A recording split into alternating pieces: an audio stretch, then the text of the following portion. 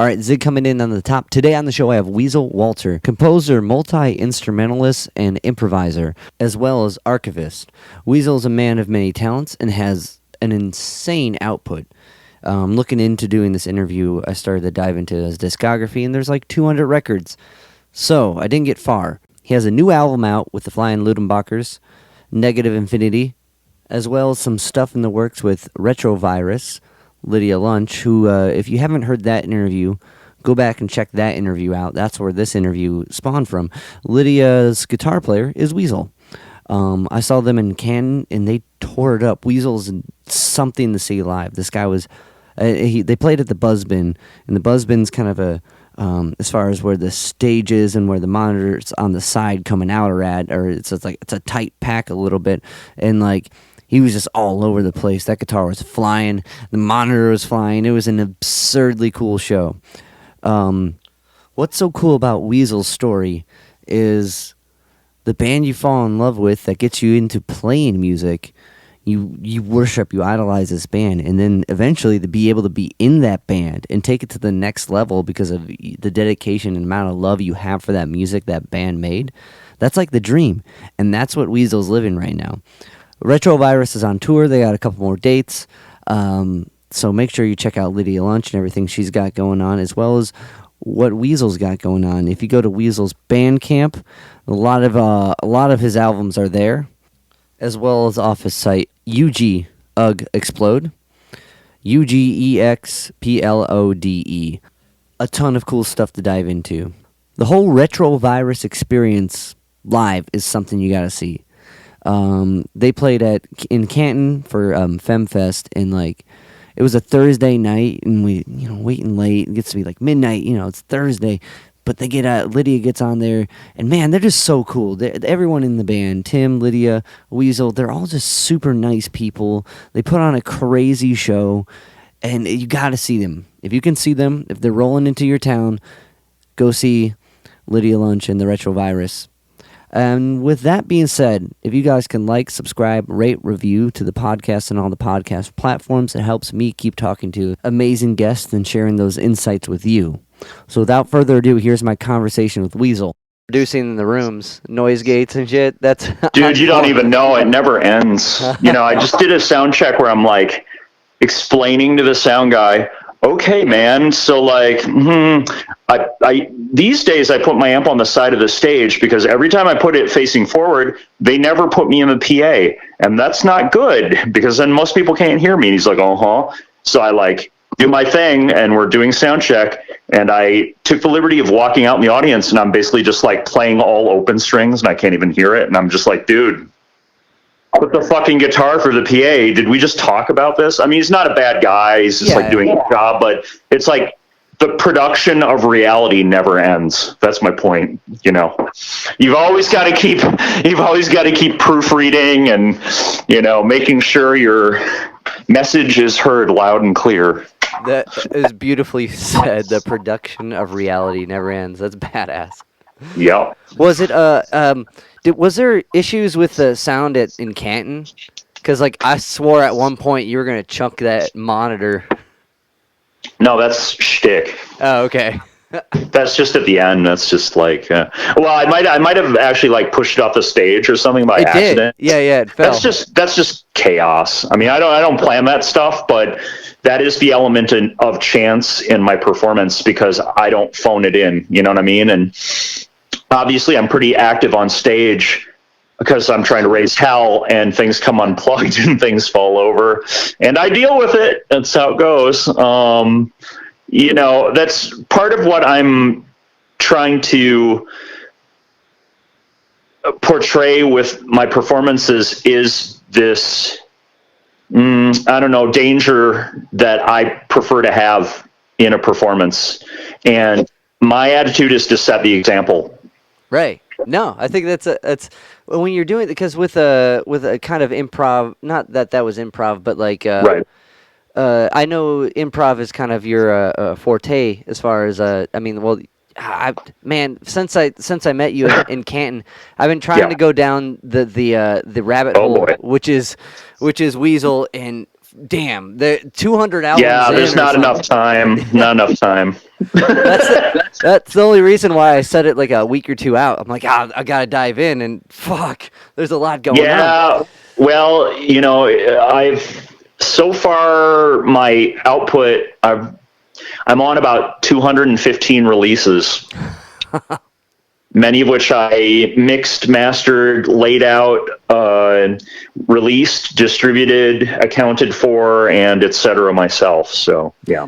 And what I was going to say, looking through a lot of these projects, it says founding member, or like on your website. I was like, damn, you're starting all this stuff. So what kind of where do you get the drive initially to take everything in your own hands and run with it? It probably has something to do with my working class roots and the fact that I grew up having to do everything myself. To put it bluntly, I had to make my own fun. I didn't really have endless amounts of money like some of my friends did for every toy or thing they wanted, so I had to often cobble together entertainment from very pathetic, varied sources. I did a lot of drawing because there were things in my mind I envisioned that I had no access to or couldn't make happen, so I would try to... I believe that my whole leaning towards art was trying to transcend the mundanity of my upbringing and not taking no for an answer. And if someone's not going to do it for me, then I'll do it for myself. And I wound up just, as a young man going like, well, I know how a record's supposed to sound. And clearly this engineer does not. So I guess I have to mix it, et cetera, and so on. And then it's like, well, this layout doesn't look good. I guess I have to do it myself. This mastering job wasn't very good. I guess I have to master this, and so on and so on. So, I mean, there's a surplus of artists and not enough demand to meet all the surplus. So, as such, if I don't do what I do to put myself forward, I basically don't exist. And I do exist. And I refuse to, seeing some of the fucking losers that go so far in the arts with so little talent, and especially if they're assholes too. I always figured pricks, and I'm going to do this because I feel like my voice should be heard because I have a different viewpoint, and I think it's got some kind of clarity and truth and purity, and I think it's, once again, trying to present an alternative and set an example, Right, and I definitely think you're doing that, and I think that's important. Thanks. And it's so DIY punk rock, like badass attitude and mindset to have that and be able to do it and pull it, and just to be able to okay, fuck, what's mastering? Okay, here's how, what I mean, just to be willing to do that next painstaking step to get the vision out and get it out how you want it. Because yes, go ahead. I was gonna say, because it's hard, it's difficult sometimes when maybe I'm the guitar guy, I don't know nothing about no sound engineer. Just and the willingness to try to figure out what that is and mold it to what you need it to be. Right. Because I'm a strong believer in having the person who knows how to do it and working with the team. Right. If you got a guy who can do it, work with that homie. But if you can't and you need to get it out, or if he's not getting it the way you need to get it, I think that's a beautiful mindset. And it's not that it's putting anyone down, but it's putting up what you need to put out. Sure. Well, I sacrificed a lot, and I put a lot of energy and time and blood and sweat into trying to manifest my vision. And it's been a long journey with many struggles and obstacles in the way. So in a way, my motivation has been pretty pure because it never got easy. I always had to try.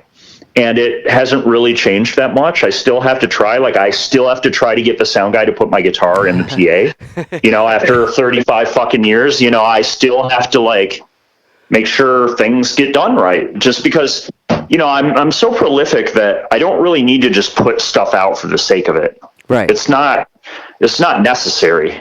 So as I get older, my mind turns more towards, you know, making sure things are done right and there's quality, because there's so much effluvia out there and so much of it is dreck, and the good stuff gets lost in the shuffle, I think. And I don't know, it's just it's just the zen of trying to be awesome or something.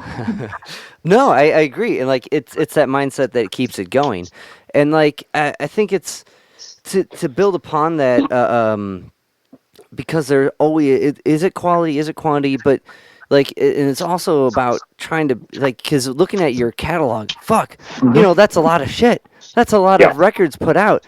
So like, but also I imagine each time you've approached a new, like, okay, I mastered this one and that one, and learn, it's slowly a learning process of that.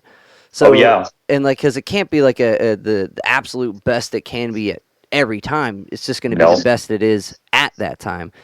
So I'm extremely self-critical, and well, I am critical of others, but I'm also extremely self-critical, and because like you say, I'm not OCD or something, but I am self-critical, and I always think I can try to do better, and I can hone things, and I can push forward. And that to me is important. I'm not hard on myself, like, oh man, I suck, I need to be better. Yeah. But it's, you know, I've done a lot of cool stuff, but my motivation has always been pretty pure, and I guess I'm just self-critical enough that,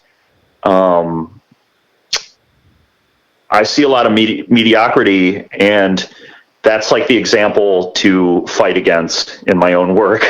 And there's so much of it, it makes it kind of easy. I just look around and I'm just like, Jesus fucking Christ, why do people bother? You know, like, obviously my art's not for everybody. It's very specific in many regards. And to most people, it's probably worse than, you know, getting a molar extracted with a sledgehammer. But, you know, that is also the point of what I do. What I find interesting about your work is it's kind of like, it's not as like if you look like a pop song, it's pretty what's the word I'm looking for, like micro, like all the profound things that can be found would be minuscule, or like really really small, not like. Because in the overall context of a pop song, right, if we're talking music, is the mini hooks, right, that are going to stick out. No one's going to have like a pop song that blows your mind with form, or blows your mind with like a macro, like big picture. Like that's not true at all. You don't think so? I think from my bitter old man perspective, I don't even give a fuck what's going on in pop music at this point, but I did grow up listening to it, and it's, you know, like rock radio of the 70s and 80s is a big part of my DNA, and I think that it's still there, even as avant-garde as I get, because there's a bloody mindedness to my work. Like there's kind of like a farmhand, kind of like willingness to get your hands dirty in my work, which I'm really proud of. That's kind of speaks to my roots once again. But I think that pop music has gotten willfully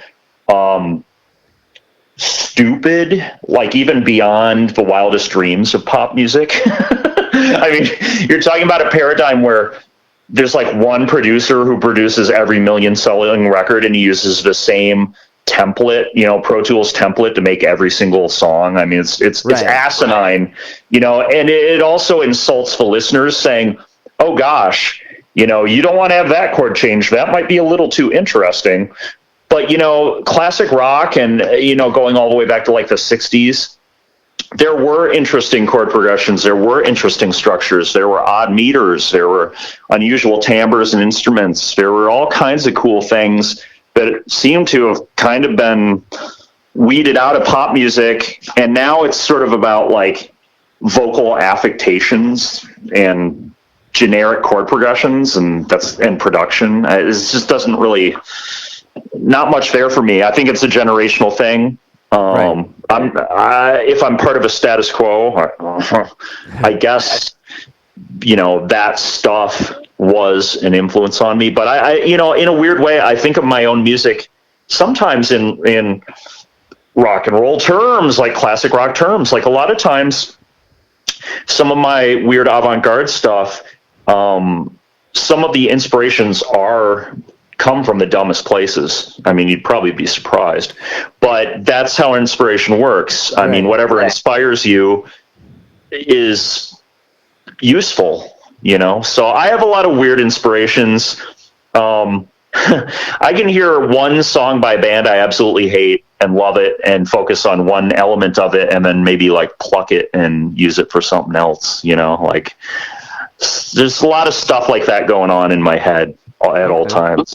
I think that's a beautiful way to look at it. And I guess more of what I was trying to go at was like what you said about modern pop with the vocal affectations and like producer influenced songwriting.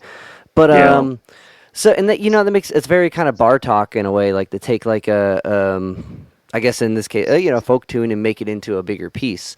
Sure. So is Kiss the gateway drug then? Yep. How'd you know? I just sussed that one. Did some digging, man. Well, given I was born in 1972, it makes a lot of sense. I mean, really, what is Kiss? Kiss is punk rock about blowjobs, basically. So, yeah.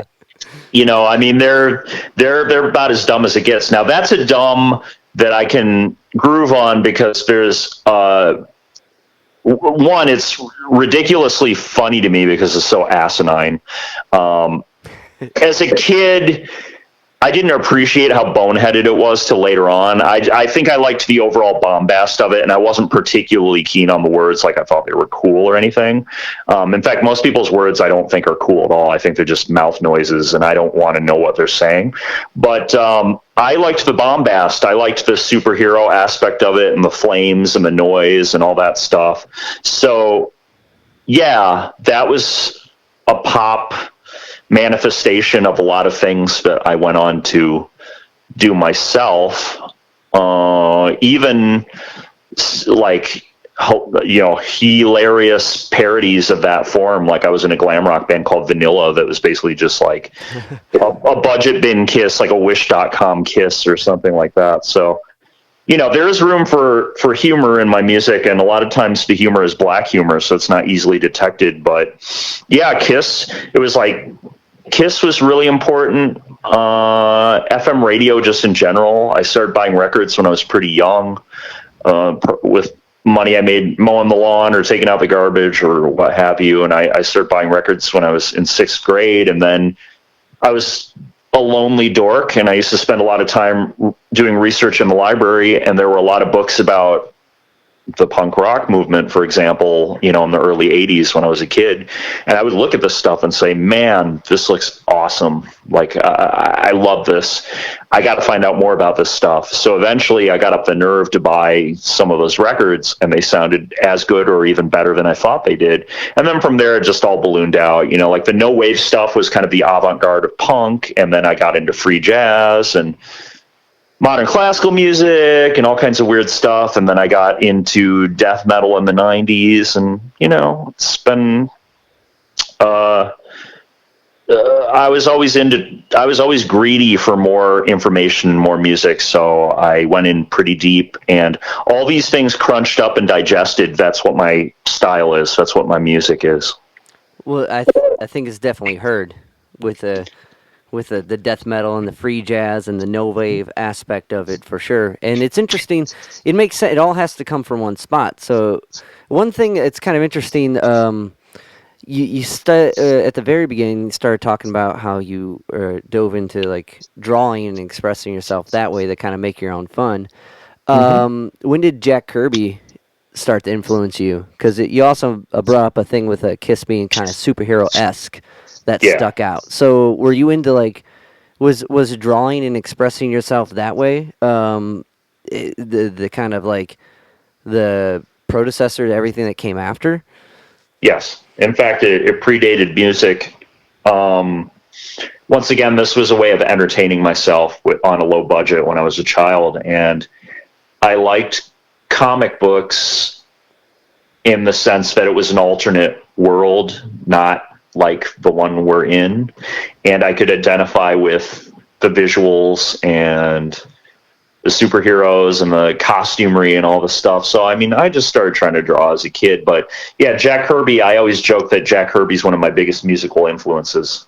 Although, clearly doesn't make any music, but his visual style, his sort of caricature of the human form is very angular and bizarre to me. And I feel like that's what I'm doing with music, which is why I call him a musical influence. Like, I think I'm trying to look at music through this Jack Kirby lens in a strange way.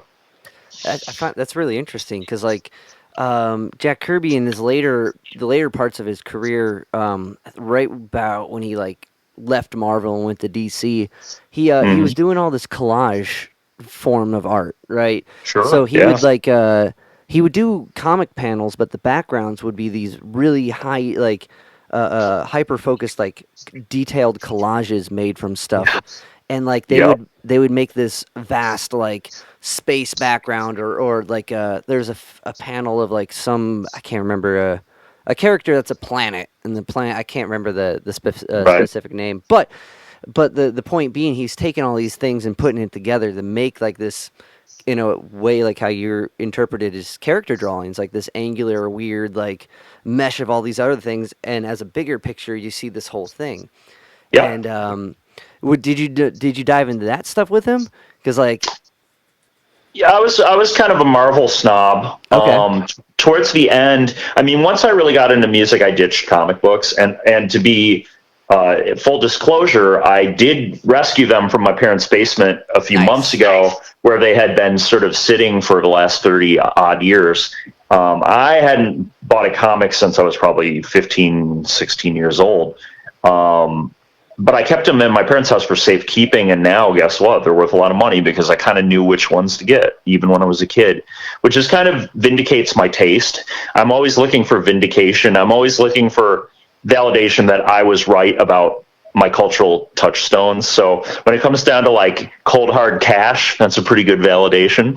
But I was a Marvel snob for some reason. I know he did cool stuff with DC because he's Jack Kirby, but I was really into the Eternals, because I liked the idea that there were tons and tons and tons of protagonists that all had these really different, distinctive costumes and powers and looks and names and all this stuff. And in a way, that's an analog to all my work in like the improvised music scene, because I've worked with so many hundreds and hundreds of people, but a lot of the people I've worked with have these really distinctive characters about them, sonically or otherwise, and I just really cherish that. To me, all the musicians I've played with are like the Justice League of the universe or something like that. That's badass. That's such a badass way to look at it, because like, I've never said this before. This is like a new shtick. Like, it's funny you brought this up because these aren't rehearsed lines. These are kind of, I'm just putting this two and two together now, and thank you for asking, because I never saw it quite this way before we had this discussion. Beautiful. Well, that's what we're here to do, right? Have a conversation. And so far, so good. Yeah.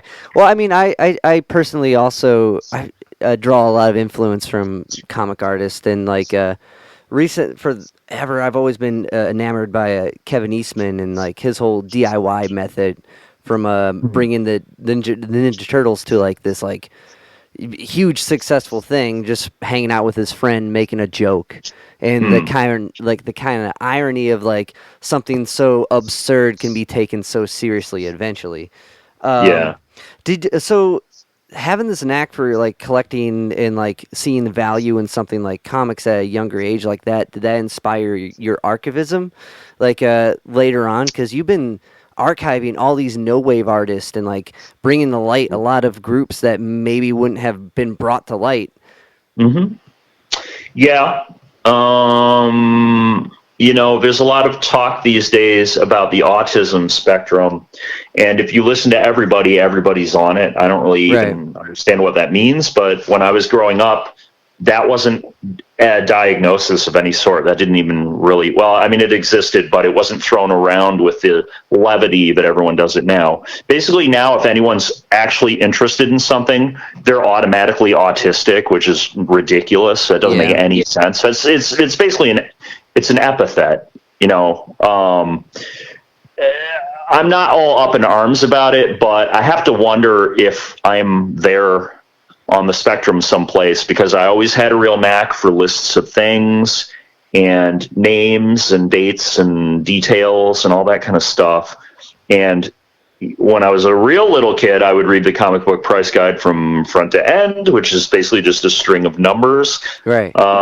When it got to, you know, when I was a kid and I started getting into music, I would dutifully go to the library, check out a bunch of books about music, and then I would sit there with these little notebooks and copy down the names of every album some group made, and write down every person who was in it and their instrument and all the stuff. And yeah, that was where my archive thing got started, because I just got fascinated with the statistics behind things I liked.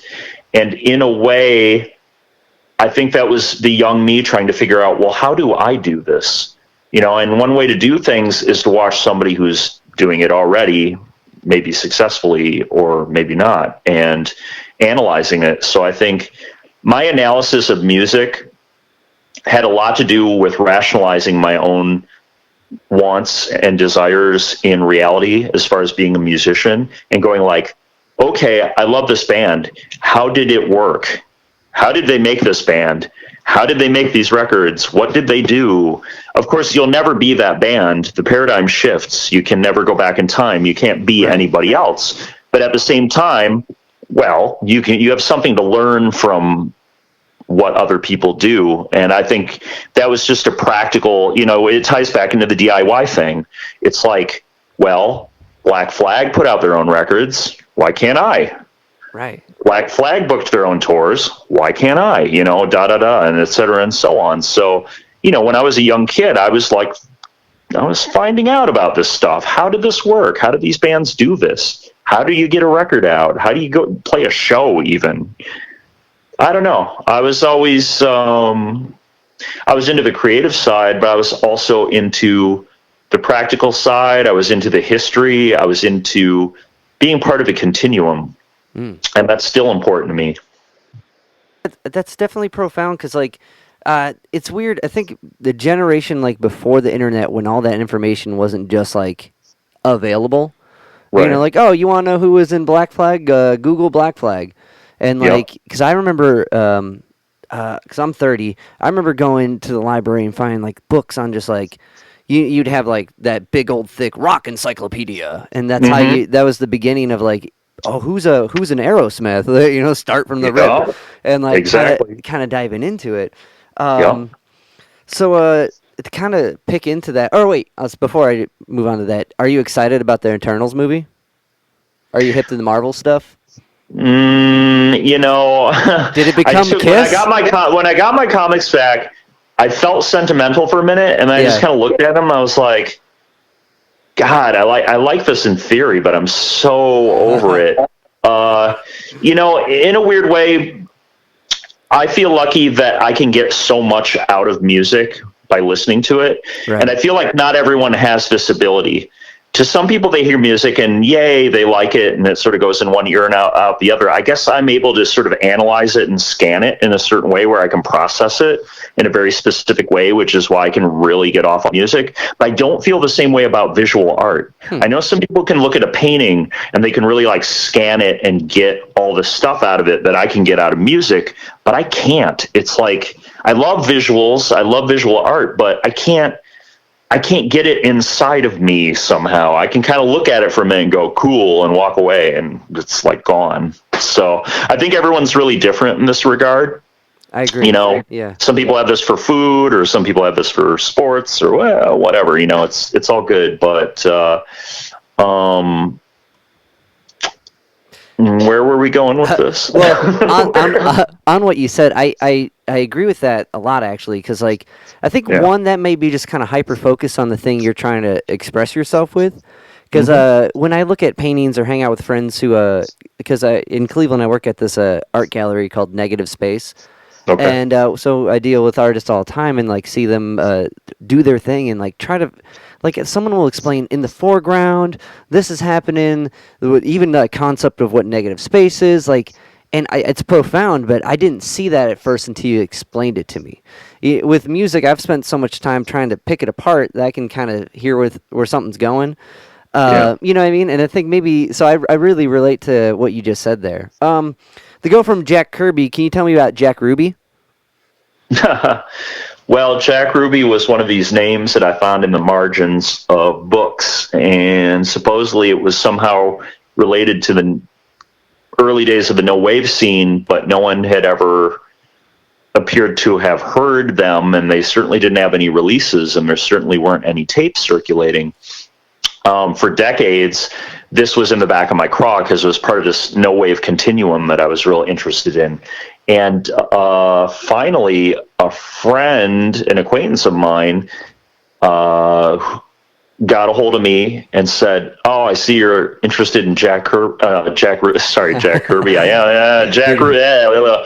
Different Jack Ruby." And I said, "Yes, I am. What's the deal?" The one connection I had was that the bass player George Scott was also the bass player for the Contortions. Other than that, I got nothing. And this guy Gary, who lives in Florida, was George Scott's roommate back in the day. And he somehow knew that George's old girlfriend, Leslie, who is now deceased, well, George is also deceased, had a tape of Jack Ruby. And I said, oh boy, here it comes. And it took a long time to kind of negotiate and do all the stuff, but I got to transfer the tape, and believe it or not, it sounded way better than I could have ever imagined. And I said to Gary, I said, man, we got to put this out. And Gary's very devoted to the memory of George Scott, and he had a very sentimental attachment to the whole thing, and he worked it out with people. We found the singer. The guitar player was long deceased. And basically we had approval to put out this release. So in 2011, I put out the first Jack Ruby recordings on my own label, and then it kind of got hijacked by other more prestigious labels, but not without credit or anything. But, you know, it definitely, once I unearthed it, it was kind of out there in the public domain. It was, you know, has its own life now. So that's fine and dandy. You know, I'm not a gate troll. I don't need to, you know, protect my pretty ring, you know, like Gollum or something. I'm really into helping people find out about stuff, especially if it's stuff I'm interested in. I'm not a bridge troll. So for me, it was just, there was an excitement to having had this thing on my radar for so long. And then, wow, somehow I was in a position to unearth it and you know, spread it to a wider audience. So that feels good. I don't even need credit for it. I don't really care. It doesn't matter. It's just about keeping these things alive. I really think it's important for me as a musician to give credit to the people who created the culture, especially the culture that I'm into. So to give back to that somehow, even in a meager way, is important to me because I want to be part of the paradigm, and I don't want to be selfish. I don't want to be a gate troll. I want people to know about cool shit. People need to know about cool shit because most people don't like cool shit. So you actually don't. Agreed. It's really stupid to like hold it back because you think you're cool and you know about it. I'm not so sure that like tons of people do this. I'm making a huge generality or assumption, but I definitely thought I was really cool because I knew about cool stuff when I was a young man. And now I know nobody cares. It's, you know, the people that like it. The people that don't, whatever. If somebody likes it, welcome to the party. If you don't like it, well, next. So I don't know. Yeah, no, I think I definitely think it's still a true statement as someone who works with kids and seeing how they interact when they think they have something that's cool and the other kids do not.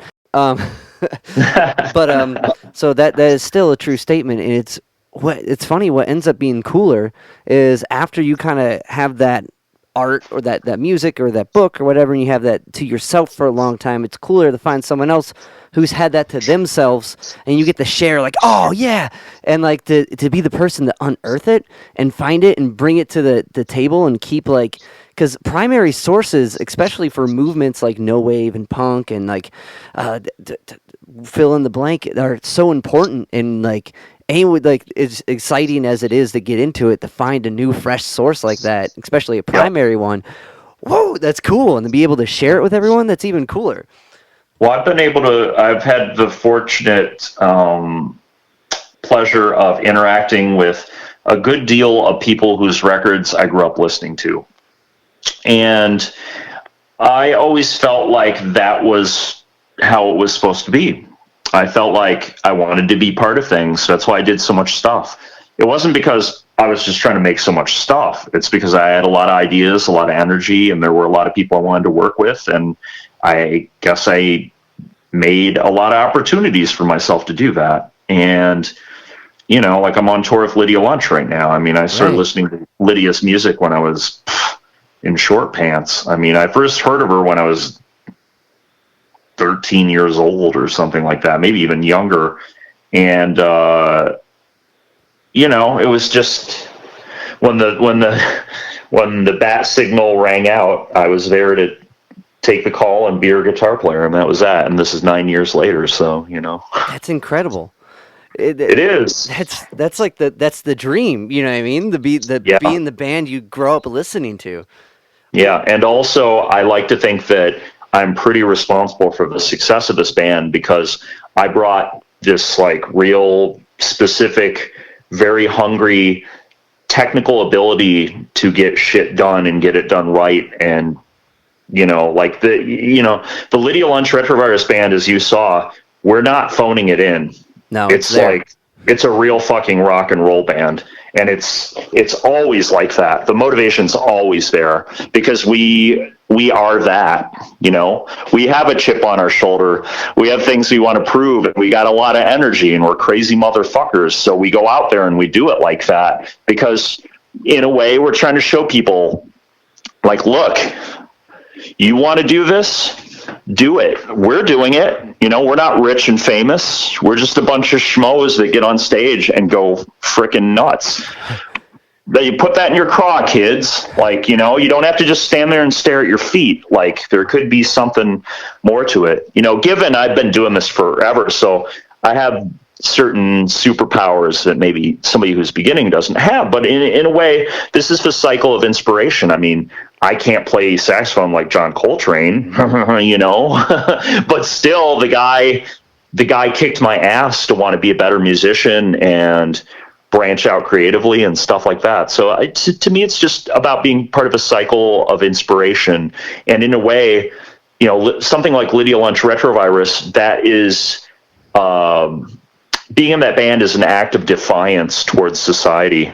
It's an outlaw band of rogues, you know, and it is DIY. We do it ourselves. I mean, we have some help organizationally, but, you know, we get in the van, we drive it, and we show up and we rock, and then we pack it up and leave and repeat. Right. But that's what's inspiring about it. Like, what you guys are doing is untouchable and capable only to you guys because you guys are you guys, right?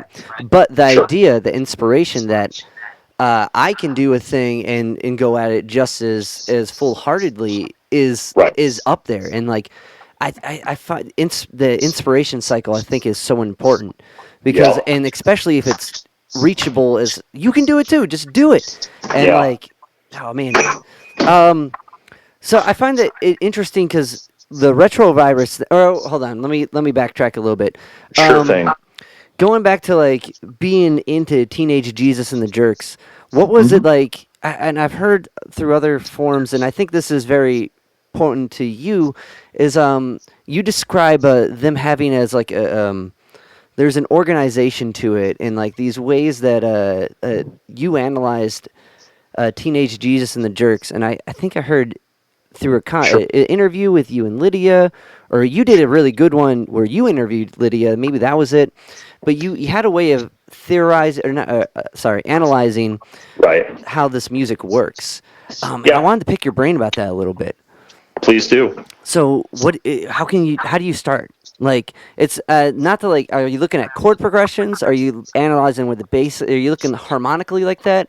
Or are you All of looking, it. okay, well, Anything, any yeah, aspect of it, any aspect of any art is can be analyzed if you have the language to do it or the knowledge of whatever that parameter is. And I mean, it's funny because I've heard people say things like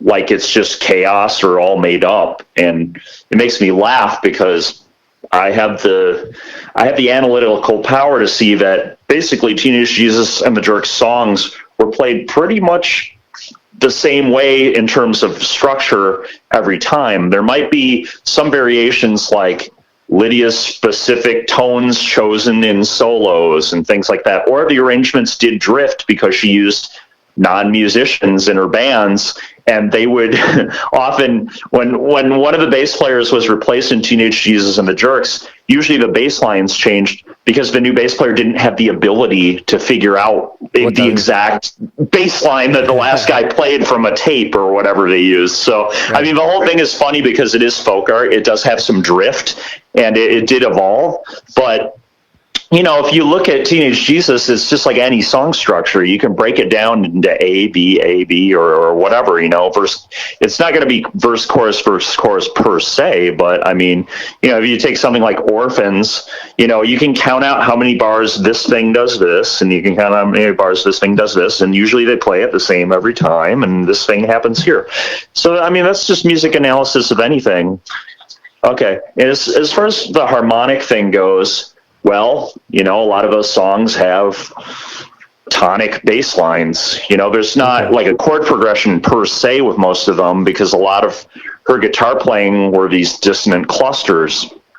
But, if you want to go as far as counting the bass line as kind of the root notes of the compositions, they're usually pretty dumb riffs, that have two or three or one note in them. And once again, then it's like, well, what notes are Lydia playing? Well, she intuitively created a very distinctive style and hierarchy for guitar playing, and it's awesome that an 18-year-old girl did it. I love it. She's a great guitar player, and I actually have stolen plenty of things from her. But if you listen to how she plays guitar on the Teenage Jesus and the Jerks stuff, there's like recurring things she does. Her use of the slide, her use of these dissonant clusters with open strings, and she has this way of picking where she would choke the strings and these really weird high squeaky harmonics would kind of come out of everything.